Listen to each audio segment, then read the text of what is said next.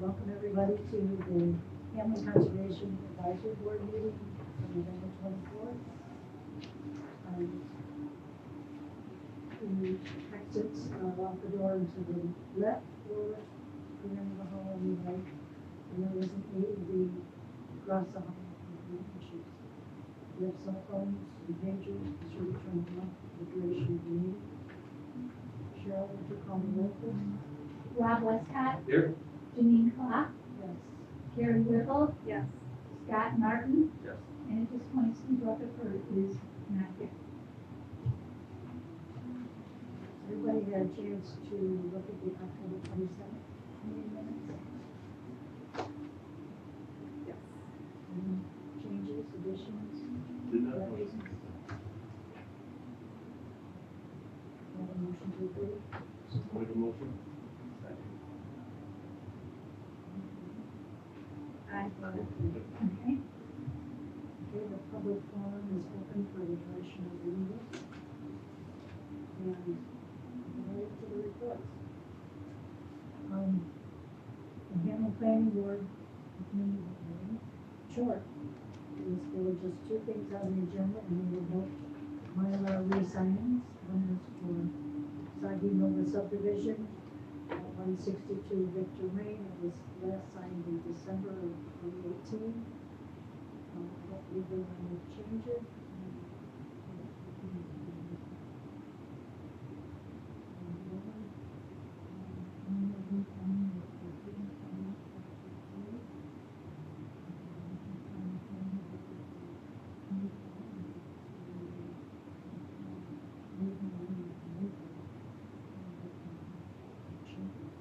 They were seeking a Mylar re-signing. It was approved in 2025, but there were some errors that needed to be completed. Was re-signed. And that was all for the planning board meeting on November 3rd.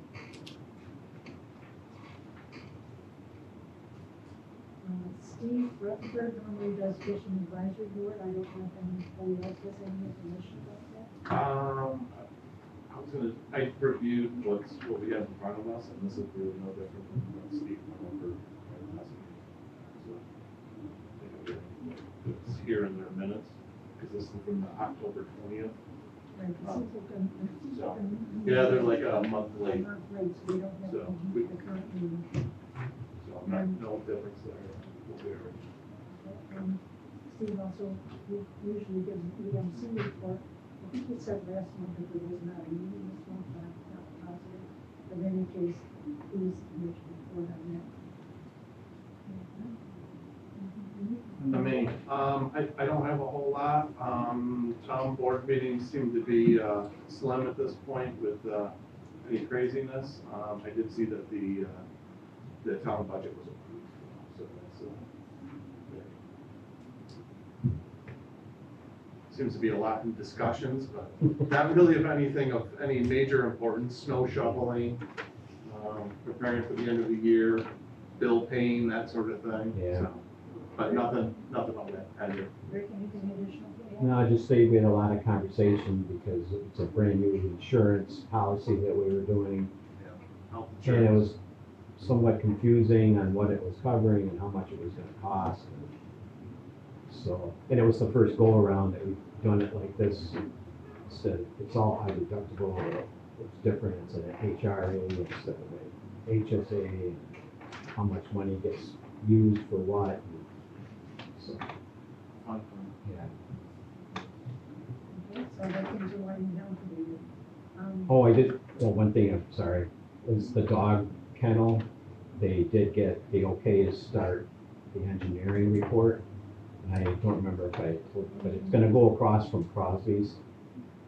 So they have to have a brand new one built, because the footprint where it is, they were gonna try to fit it in there, but the state said no, and So they're building a new have to structure. actually get a brand new one built, so. Yeah, I don't know if everybody remembers that. Basically, the state came in with new regulations Yep. and said it doesn't meet the Doesn't meet- changes and. You gotta have a separate area for ill dogs. Not that they didn't, but it wasn't big enough, and you've got the square footage of each cage had to be bigger than what we have. The run behind it had to be bigger than what we could fit, and there was no way it was gonna fit over there. Because some of this talk was we could tear that down, and build a new one, but it wasn't, still not gonna be able to fit in that footprint, so. And the town owns the property across from Crosby's, so it's, and that's, you know, basically as big as what we need to have, so. Thank you for that. Scott, zoning board? Yeah, a light month. There weren't any, public hearings, but there were 2 agenda items. One for Andrew Walsh at 1735 Brick Schoolhouse Road, requesting a use variance to store some equipment, but that wasn't the correct, type of, variance that he was seeking, so, there's no resolution on that. His lawyer's gotta talk to the town lawyer and figure out how to proceed. Likely to go to the planning board, I think. And then there was a second agenda items, from Tanja, at 7546 Sandy Harbor Drive, by the lake, to add an agenda, add a generator on the property, and they needed a variance from, for a side setback, and that one was scheduled for the December meeting. Okay, What is the second setback? 6 feet. Variance for it? They need to reduce it to 5 feet, Oh, okay, gotcha. but Gotcha. It was they close, reviewed it the was just close. plan during the meeting, and they may have a way to not need that, is that correct? No, there's still, the plan was insufficient, Okay. and I just emailed it saying they need a larger plan that shows. Is it because everybody's, it's tight? Well, it has to be 5 feet, if you have 6 foot. Lot is less than 150 feet, you're allowed a 6 foot side setback. But if you have to put the generator 5 feet from the house, Right, and then you got another 2.5 feet, that's 7.5 feet, so you're on the other neighbor's property. right. So they have to work that out. So she may not be back, she may not be back. Is there still the question about the wetlands? Wetlands, it's not come up as a deck, she hasn't supplied us with all the information. Okay. Thank you for asking. Michelle, is this on the lake side or the? It's on the lakeside, it's on Sandy Harbor, which doesn't really need a coastal ocean hazard permit, nor does it need a, conservation corridor development, permit, because it's not.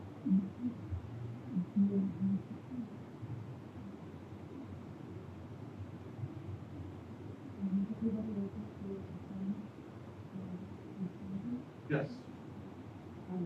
No, from what I understand, you're not gonna be having this on. But if you go ahead, we can report on. Mhm.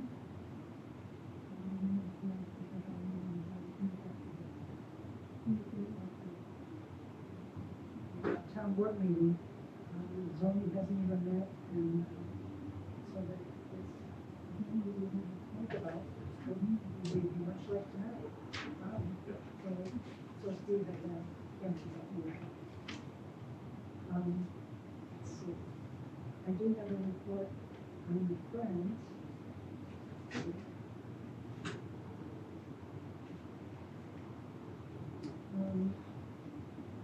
Shepherd, the, Area 1 project is still on tap to be completed in the spring of 2026. Eugene of Unity Marsh is scheduled to begin in January. I know. They have a contractor to do all that stuff. I assume they must have, they said it's, they got it scheduled to begin. And, so we'll see. There's also working on installing heat in the Shelter One bathroom so they can be used year round. And this is not to be confused with the bathroom area that's at the end of the, Shelter One, but they're not heated, so they were working to get them heated, so they could be used year round. If they're using Shelter One, renting it out, then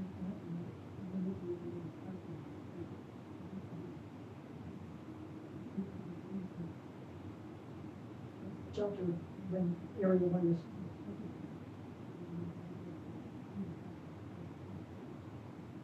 Joy Hanson, the Friends of Hammond Beach and Clark staff planted numerous trees and shrubs. We did that just, we did it yesterday. So we go about a dozen people, planting shrubs all around in front of the Hexagon building. We're going to be hosting guided hikes that day, one at 10 a.m. and another at 1 p.m. In the past, we've always met in shelter 1, but obviously we can't do that, so participants should gather in shelter 3, and the friends will have refreshments and a bonfire for people interested in participating in the first aid hike. And that's all I have.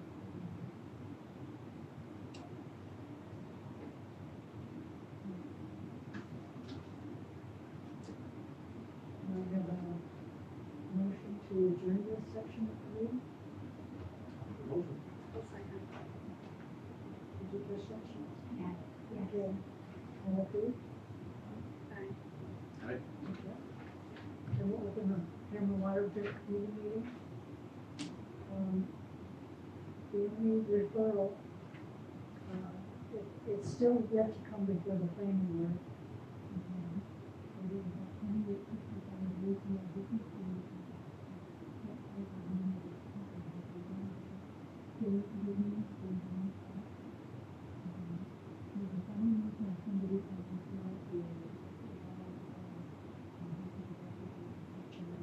And the building inspector, the building inspector, and fire marshal and I walked back there with several people who are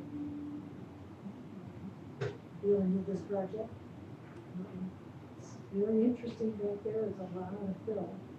And it's all kind of level, and then it just drops off on through there.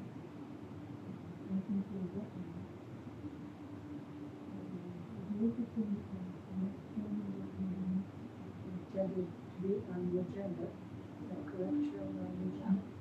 No. You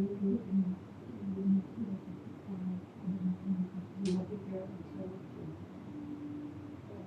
Was the gentleman, the engineer who was there, he left, his position that he had, and went to another company with the position, and he's on vacation now, so he was not able to get any search. Yeah, so hopefully it will be there. So that property was already filled prior to this project being undertaken. Correct. So they have to do like a soil analysis to make sure that it will support the weight of the building? Or That I don't know. does they have to take all that fill away? Where is I think- that? And the fellow's been there for quite some time. Yes, quite some time, years. I mean, it could be there for 100 years and it's still not been connected to support the weight of the building. Just storage. For storage for people. I hope these things will be addressed at the planning board. I'm sure there's a lot of questions that would get to be answered. One of the things that I was not familiar with that came up in your inspection was that they have a body retention area, and I wasn't familiar with that. I thought it was like initially from the kind of drawings that they have submitted prior to that, which were not very complete, but there was a shaded area, and it looked like a retention pond, and it said it was a bioretention pond, bioretention area. And so one of the gentlemen was gonna send me some more information about that. Was it the engineer? Could have been him. He's been on vacation now. I'm sure that our town engineers are familiar with our bioretention areas. That was just something interesting that's on the plan. At least it was over an area where if there was any runoff, it might be.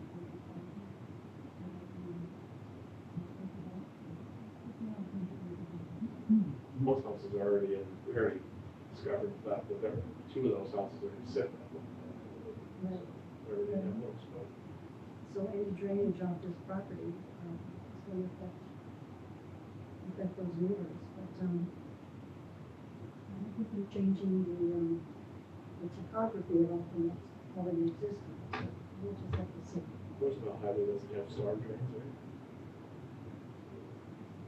Be a hybrid question. I thought you No, no, sorry. Right. So- Sorry, look at this. I know there's no curb cut there, I didn't get it. would. So that was the only thing, that I looked at this month. Does anybody have anything else to add, any discussion about, anybody else have anything? I have emailed something I saw, on my newsfeed, on my phone, and I sent it to you. Some of you may or may not have opened it yet, but I thought it was really interesting. It was from, Cornell University, and they, ash trees. Originally was, assumed that when the emerald ash borer came into an area and all of the trees would die. And they found that there were some trees that did not die, that some were, I think they called them ash trees.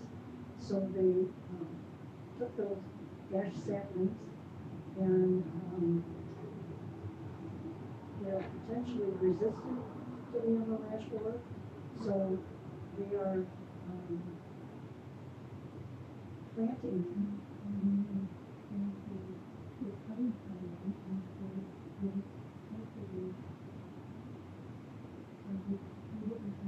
Trees, green ash, white ash, and black ash, and I'm gonna try to build up a supply of resistant ash trees. So that's in the process. I thought it was really interesting, and I copied down the email of the other book.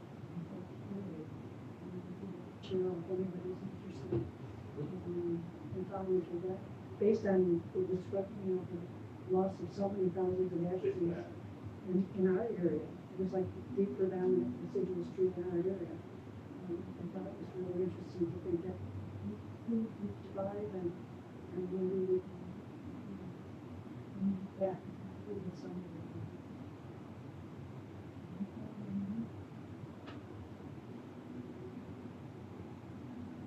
I don't know. Anything? I guess we can make a motion to adjourn. I'll second. All in favor? Aye.